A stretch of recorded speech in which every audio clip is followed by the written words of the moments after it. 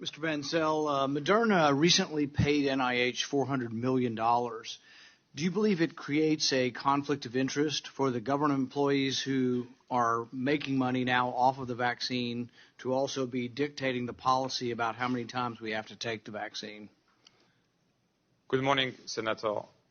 Indeed, we recently made, before Christmas last year, a $400 million payment to the NIH for an old patent that they had developed, not related to COVID, but useful in the development of a COVID vaccine to pay them for their work. It's for the U.S. government to assess how that money should be used. Do you think it creates a conflict of interest for the same people deciding the policy of how often we have to take the vaccine to also be making money the more times we take the vaccine? Yes or no?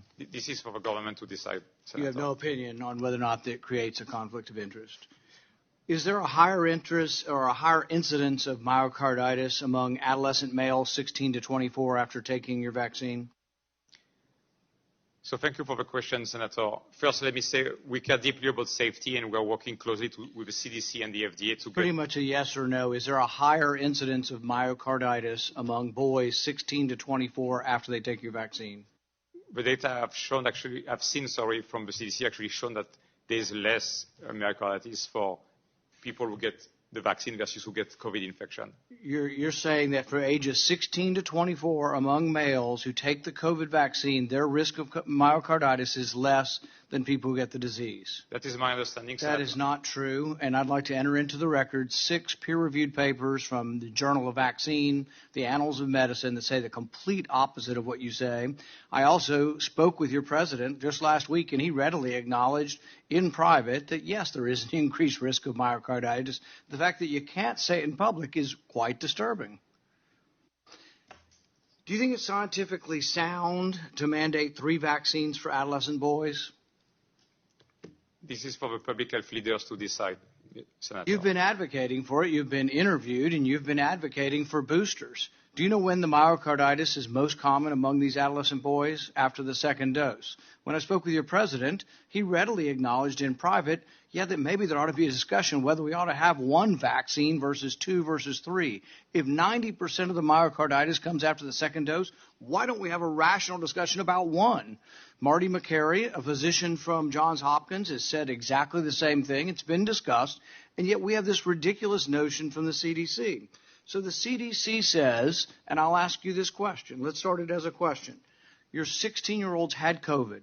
Your 16-year-old gets better and now has recovered from COVID. You vaccinate them and they get myocarditis.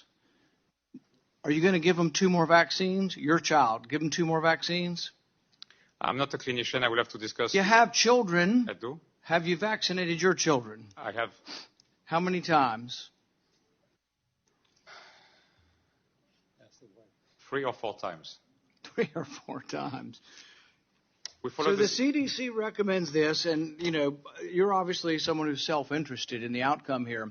But the CDC says that if your 15, 16-year-old gets COVID, recovers, takes a vaccine and gets myocarditis, is hospitalized with elevated heart enzymes, and is very sick, the CDC says as soon as he gets better, vaccinate him again. You know how many American parents think that that's a rational, reasonable thing to do? Do you know how many countries don't do this for children? Sweden doesn't offer the vaccine for kids under 12 unless they're at risk for severe disease. And I agree with that. I'm not saying never on any of this.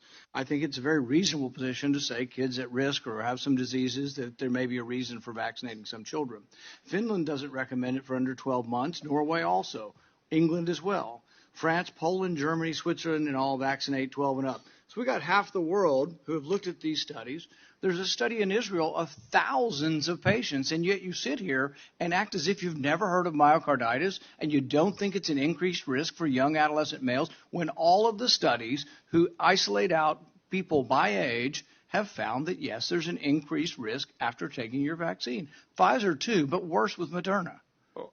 There's an increased risk, Senator. I was comparing it to somebody who gets COVID. Well, that's also not true either. But there's an increased risk of getting it. But even when they compare it to the disease, there are many papers out there that do show that there's more of a risk of myocarditis after vaccination. So you have to weigh the risk and balances.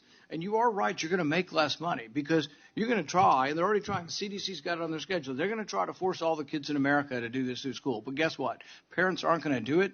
They've seen that COVID is not deadly in children, and you're right. It's become less deadly over time. Your market's going down, so you aren't going to make as much money. I'm all for you making money in an honest way, but I don't like the idea that the people making the decisions in government are also receiving money and are now conflicted in their interest. Thank you, Senator Paulson.